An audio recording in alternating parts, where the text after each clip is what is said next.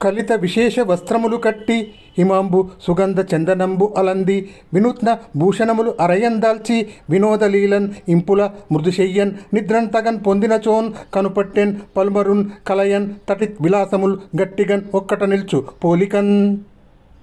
విలువైన వస్త్రాలను ధరించి పన్నీరు కలిపిన సుగంధాన్ని పూసుకొని అభినవాలైన నగలు అలంకరించుకొని వినోదంగా సరికొత్త మెత్తని శయ్యపై నేను నిద్రిస్తున్నాను.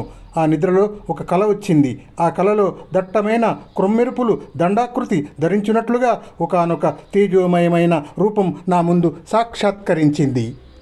ఒక్క మాటుగా కోటి సూర్యబింబాలు తూర్పు దిక్కున ఉదయించిన విధంగా బ్రహ్మ విష్ణు మహేశ్వరుల అంతరంగాలలోని అనురాగ తరంగాలు పొంగి పొరలినట్లుగా సూర్యకిరణాల వేడికి కరిగిన మేరుపర్వతం నా చెంగట బంగారు నీరు కృమ్మరించిన రీతిగా నాగరాజైన ఆదిశేషుని పడగల మీది రత్న సమూహాల రమణీయ దీప్తులు పుట్టరంధ్రాల నుంచి వెలువడినట్లుగా కట్టెర్ర కాంతులు ఉట్టిపడే దివ్యవాణి నా ఎదుట ప్రత్యక్షమై సంపూర్ణ దృష్టితో నన్ను వీక్షించి మృదుభాషణలతో ఈ విధంగా అన్నది. నీ ఆటపాటలు చదువు సంధ్యలు అద్భుతంగా సాగాయి. వీణుల విందైన వాద్యాలు, సాటిలేని సాము గరిడీలు మొదలైన విద్యలన్నీ నీకు అలవోకగా అలవడ్డాయి. ఇదిగో విను, వీటి అన్నింటికీ మెరుగుపెట్టే రీతిగా మృదు పదాలతో కమ్మని కవిత్వాన్ని చెప్పు.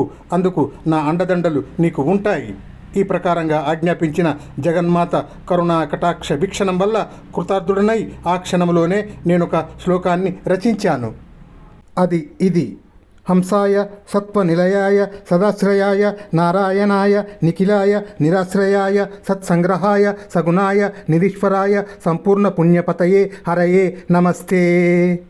పరమహంస స్వరూపుడు, సత్వగుణ సంపూర్ణుడు, సుజనులకు ఆశ్రయభూతుడు, సర్వాంతర్యామి, మంచిని గ్రహించేవాడు, తానే అందరికీ ఆశ్రయమైనవాడు, మహాప్రభువైనవాడు, పుణ్యలోకాలకు నాయకుడు అయిన శ్రీమన్నారాయణునకు నమస్కారం.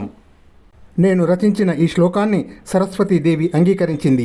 అంతలోనే నేను మేల్కొని పరమానంద భరితుడను అయినాను. ఆనాటి నుండి చంద్రుణ్ణి అనుసరించే చంద్రికలాగా నారాయణుడికే అంకితమైన కవితా సరస్వతి నాకు గోచరించింది. దానికి ఫలంగా శ్రీకృష్ణుణ్ణి నా హృదయంలో పదిలపరుచుకున్నాను. పలుకన్గలిగే మొదల భాగవత అర్థంబు భర్త కృష్ణుండాయే భాగ్యమొదవెన్ అమృత రసమును కోర అలరు చింతామణి పాత్ర సంభవించు భంగిని ఇప్పుడు.